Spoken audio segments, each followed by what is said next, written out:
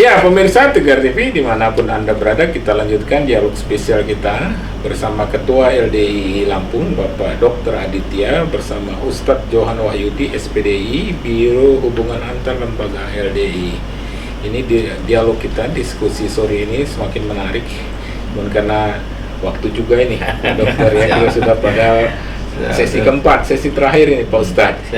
Tapi yang menarik Pak Ustadz, ini apa yang disampaikan tadi sebelum kita lanjutkan bicara politik tadi itu, soal banyak pihak pesimis soal 2023 ini, yang katanya resesi dan inflasi. Kalau menurut Pak Ustadz Johan sendiri, bagaimana kita harus menyikapinya Pak Ustadz? Ya, jadi yang pertama kita harus memiliki husnuzon billah.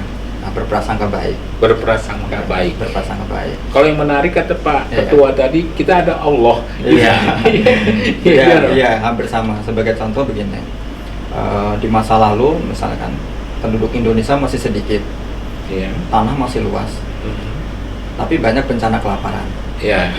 Sementara sekarang penduduk makin banyak, lahan makin sempit, tapi mungkin kelaparan itu ya ada, hanya mungkin persentasenya sangat menurun. Artinya apa? Allah akan membukakan rezeki kepada hambanya. Tapi tentu selagi hamba itu mau berusaha kan gitu. Kalau hamba itu hanya duduk ya tidak akan datang kan gitu. Betul. Nah sehingga kita memiliki kewajiban untuk berusaha. Man jahada fa innama yujahidu binafsi. Sehingga siapa yang memang bersungguh-sungguh, kesungguhan itu akan kembali kepada dirinya. Ketika dia bersungguh-sungguh untuk bisa selamat tadi dari krisis, dari resesi dan sebagainya, ya Allah akan membukakan jalan, membukakan jalan sehingga dia bisa selamat dari krisis atau resesi itu. Tapi kalau dia hanya berpangku tangan atau apalagi hanya bisa nyinyir misalnya, ya yang didapat ya tentu sesuai dengan apa yang dilakukannya itu kan. Nah sehingga LDI mendorong kepada warganya untuk berusaha. Nah maka LDI punya konsep. Dalam menyikapi segala sesuatu, kita punya konsep namanya 4 tali keimanan. Gitu. Jadi iman itu menjadi fondasi utama. Nah, tapi 4 tali keimanan. Tapi keimanan tadi harus kita ikat. Yang pertama adalah dengan bersyukur. Apapun keadaan yang kita hadapi, kita syukuri. Betul. 2022 dan ke belakang sana kita syukuri, kita sudah mendapatkan apa kan gitu kan. Tentu kita tidak bisa menyebut dan menghitungnya satu persatu. Kita hanya bisa mensyukuri. Betul. Kemudian yang kedua mempersungguh.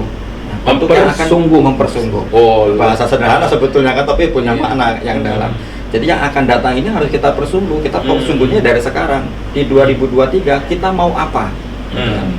Apakah kita hanya duduk berpangku tangan atau jadi penonton saja, atau juga turut berperan di dalamnya, ya tergantung kepada kesungguhan kita. Ketika kita ingin sukses 2023, maka ya sekarang kita harus berusaha kan, harus mempersungguh tadi. Kemudian yang ketiga itu mengagungkan. Artinya mengagungkan tanda-tanda kebesaran Allah. Kita mengambil dari ayat wa may yu'adim syairallah fa innaha min taqwal qulub. Siapa yang mengagungkan tanda-tanda kebesaran Allah, itulah tanda takwanya hati. Apa kebesaran, tanda-tanda kebesaran Allah? Ya di antaranya adalah alam semesta ini. Ini kan tanda kebesaran Allah. Maka perlu kita agungkan. Yang kita punya program lingkungan hidup, ketahanan pangan, itu kan syairullah sebetulnya. Kita agungkan, kita muliakan. Kalau di EMU itu kan ada program pemuliaan lingkungan kan itu. Artinya lingkungan itu kita muliakan, tidak hanya sekedar kita ambil, kita peras, kita eksplorasi, tapi setelah itu kita biarkan kan gitu. Harus kita rawat. Nah itu sebagai bentuk pengagungan kita kepada alam semesta. Sehingga ya seperti hukum karma lah kira-kira. Ketika kita muliakan, alam pun akan memberikan kemuliaan. Karena kalau Bang Umar hafal lagunya Ebit aja. Kira-kiranya kan seperti itu kan. Alam mulai bosan kan. Betul. Tapi kalau alam itu ya kita hinakan gitu kan, hanya kita keruk saja gitu kan, sumber dayanya tanpa kita muliakan, ya tentu bencana yang akan datang. Nah itu juga terkait dengan hal ekonomi juga sama, saya kira seperti itu. Nah kemudian yang keempatnya itu adalah berdoa. Jadi kita selalu berdoa kepada Allah bahwa yang akan datang kita yakin akan menjadi lebih baik, walaupun memang secara teks keagamaan tadi yang disebutkan oleh Pak Dokter itu la yati alaikum amun illa waladi ba'dahu syarrum minhu. Itu kan teks keagamaan bahwa tahun yang akan datang itu lebih buruk daripada tahun yang sudah terlewat. Itu kan teks. Nah, tetapi teks itu tidak berjalan begitu saja kita biarkan tanpa kita bernalar, tanpa menggunakan akal. Nah, kita berupaya. Kita hidup itu kan ingin lebih baik. Ya jangan sampai kemudian kita pasrah dengan dalilnya, udah biarin aja, nanti juga lebih rusak-rusak sendiri, kan tidak boleh seperti itu. Kita mengupayakan bagaimana tetap ke depan harus lebih baik. Ya, termasuk juga dalam bidang ekonomi kan itu. Nah, tentunya kita sebagai lembaga dakwah mendorong warga LDI untuk berekonomi secara syariah. Sebagaimana yang sudah terjadi di zaman Nabi, dan itu kan sudah menunjukkan bukti-bukti kan, bukti-bukti keemasannya bisa berhasil, sehingga ya masyarakat umat Islam pada saat itu mereka bisa beribadah dengan baik, berekonomi dengan baik, hasilnya halal. Ketika hasilnya sudah halal, tentu kan akan memberikan kemaslahatan kepada orang banyak. Itu yang kita dorong seperti itu. Menarik Pak Ustadz. Saya tambah ilmunya bergaul dengan Pak Ustadz ini. Iya, terima kasih Pak Ustadz.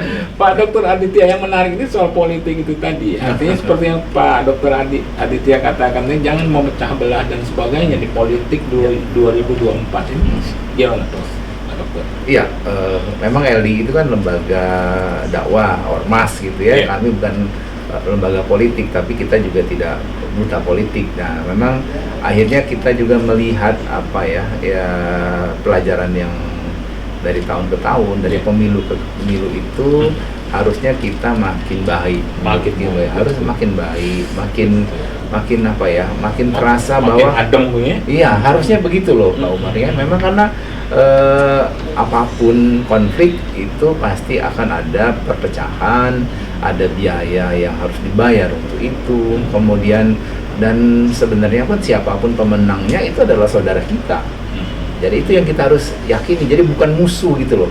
Jadi kalau dengan negara lain atau dengan bangsa lain, ya mungkin bolehlah kita harus seperti itu menjaga ketahanan kedaulatan negara kita. Tapi kalau sesama anak bangsa, ya itu bagaimana upayanya lah kita sama-sama membangun bangsa kita. Memang saya melihat keprihatinan kita itu hal ini makin menjadi-jadi semenjak ada media sosial, Pak Umar. Jadi memang terutama kalau ada pemberitaan hoax itu nah itu yang kita sangat kalau kami kan nggak bisa ini ya menghimbau, tapi kalau di tempat kita itu ada istilahnya itu saring dulu sebelum di-share. Jadi harus disaring dulu, difilter dulu. Jadi kami punya yang tahun sekarang ini stop di saya. Nah, itu program LD bulan. Jadi kalau ada yang men-share gitu ya, berita-berita, ada beberapa indikasi. Yang pertama itu ini bisa dipercaya atau tidak. Itu namanya kan kita filter. Yang kedua, kalau bisa dipercaya, ada manfaatnya tidak? Nah, kemaslahatannya atau malah misalnya menimbulkan perpecahan dan sebagainya. Nah, kalau itu ternyata tidak memenuhi itu, ya udah stop di kita. Jangan di-share lagi. Nah, itu kita apalagi yang hoax, yang sifat-sifatnya yang sensitif ya. Kita ini kan dibangun oleh bapak-bapak pendiri bangsa kita itu adalah bangsa yang dari awal itu sudah sunatullah bahwa keberagaman dari berbagai macam agama, dari ratusan suku, dari beretnis dan dialek bahasa dan sebagainya, itu dari awal kita sudah menyadari itu, dan memang tidak mungkin untuk disatukan gitu loh, jangan dibikin satu karena memang kita dari berbagai itu. Nah, hal-hal yang sifatnya itu memperkuat persatuan itu yang harusnya kita tumbuh kembangkan. Dari hal-hal yang malah memecah belah, hal-hal yang kira-kira membuat desintegrasi bangsa, nah itu yang kita lawan. Jadi mari sama-sama, mari berpolitik dengan baik, dengan santun, dengan saling menghargai.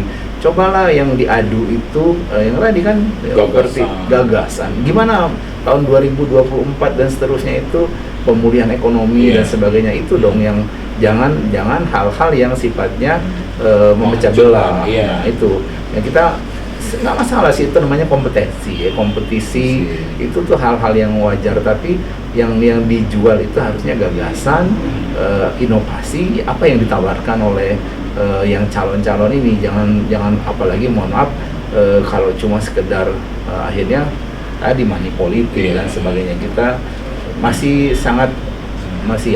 jauh lah dari hal-hal yang seperti itu. Jadi mari pada kesempatan ini saya dari LDI juga mengajak semua komponen bangsa dengan baik, dengan santun, hal-hal yang kira-kira membuat persatuan kita makin baik, mari sama-sama kita kembangkan.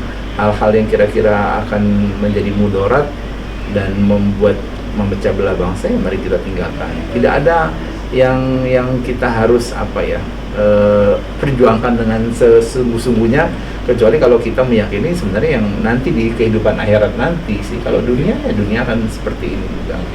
Ya. Pak Dokter, sekaligus ini closing statement karena kita berada pada sesi keempat ini. Tadi closing statement untuk pemilu 2024. Ini untuk masyarakat atau untuk menyambut tahun baru 2023 ini, Pak Dokter. Ya, silakan. Yang pertama kan memang suka nggak suka, kita juga mengalami situasi memanas ini kan, kalau tidak ada yang jadi peredam, tidak ada yang sifatnya jadi pendingin, yang panas akan terus tambah panas. Saya lihat betul, makanya media ya mungkin Tegar TV dan semuanya itu mari sama-sama jangan semuanya berafiliasi untuk memanaskan. Nah itu jadi mari sama-sama kita berafiliasi untuk meredam. Kalau di jurnalisme itu ada istilahnya jurnalisme damai, Pak Dokter. Harusnya gitu. Jadi kan saya tahu pakemnya jurnalisme itu bad news is good news. Tapi kalau untuk yang seperti ada kepentingan yang lebih besar lah. Kepentingan lebih besar, masa depan untuk anak cucu kita ke depan gitu ya. Kita tidak mau, dan itu dicontohkan di beberapa negara loh. Jadi kan negara-negara yang terpecah belah karena masalah politik itu sudah ada contohnya banyak ya. Kita mau mengambil yang bagaimana. Jadi pada kesempatan ini mari sama-sama, siapapun ya, mau dari pemerintah, mau dari tokoh, media, semua anak bangsa mari bersama-sama berpolitik dengan baik, dengan santun, dengan riang gembira, tidak punya niat untuk memecah belah, apalagi mengambil keuntungan sesaat lah ya, nanti keuntungan sesaat tapi luka dan hal-hal yang ditimbulkan itu masih lama ya, kita butuh waktu untuk pemulihan dan sebagainya. Jadi itu mungkin Pak Umar. Pak Dokter, kalau Pak Ustadz jangan jadi untuk closing statement kita pada sore hari ini, Pak. Baik, kalau saya mungkin mengambil dari sebuah hadis, ikmal li dunyaka ka'annaka ta'isu abada wa'mal li akhiratika ka'annaka tamutu goda. Bekerjalah, beramalah untuk duniamu seakan-akan kamu akan hidup selamanya. Kemudian beramalah untuk akhiratmu seakan-akan kamu akan mati besok.